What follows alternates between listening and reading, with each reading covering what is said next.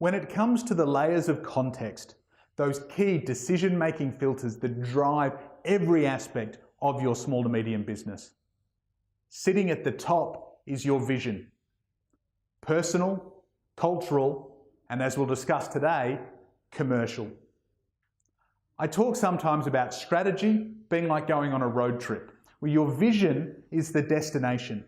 If I jump in a car here in my home city of Brisbane with no idea of where I'm going to drive, well, I might end up in Cairns or I might end up in Melbourne, and I certainly don't feel like packing for both. With your business, it's the same. Having a clarity of vision that you, and most importantly your team, can latch onto ensures that day-to-day decisions, all of the stuff that's going on in your business, are done, guided and informed by where your business is headed. And this is a very simple tool that I use to help business owners articulate their commercial vision for them. It's a very simple matrix with 4 questions. We've got separated out equity and income. And if you go back and watch the Wealth Quadrant episode, one of the very, very first Blackboard Fridays episodes we did, we talk about the critical difference between equity and income, ensuring that you get the financial security you need to have the freedom in your life. The other axis, we're separating out business and personal.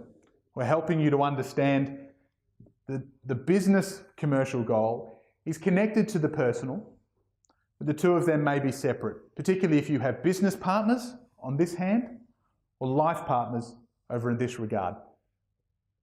So it doesn't matter where you start. For most business owners, when I do this activity, one of these quadrants jumps out most. They immediately want to talk about, for instance, the amount of revenue they dream of one day generating in the business, or potentially the amount of revenue that they want to bring home.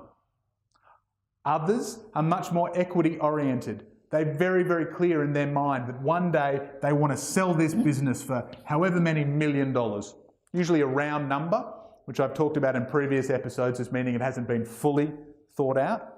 But whether that's 1 million, 10 million or 100 million, it's a good business equity target for you to build on.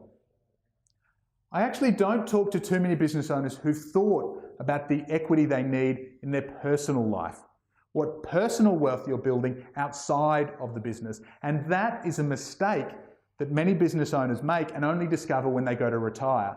When they go to sell the business and discover that that $10 million business is actually only worth 8 or 2 or nothing, and they haven't actually built personal equity outside of the business.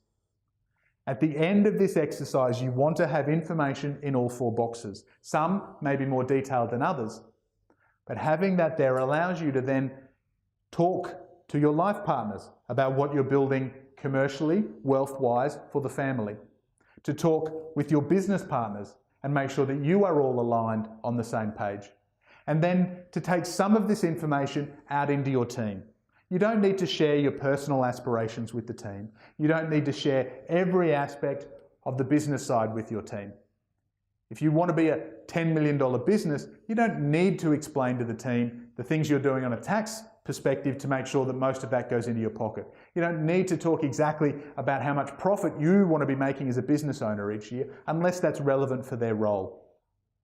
But taking out the key elements of the commercial vision lets them know that you are building a financially stable company that they can work at for the future.